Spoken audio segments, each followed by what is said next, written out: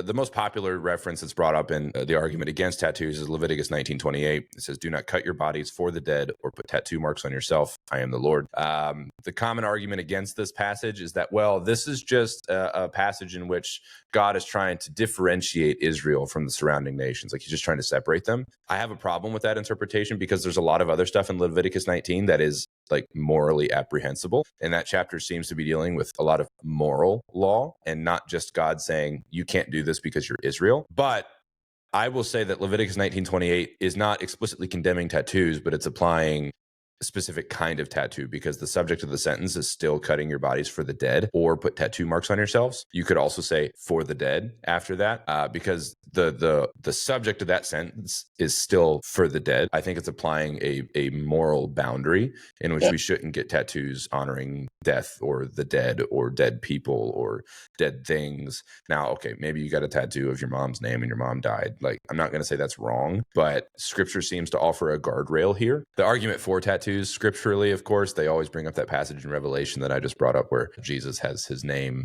written on his thigh and they're assuming that that's a tattoo, things like that. Just don't worship God in the way that pagans worship God. That is a biblical principle. So don't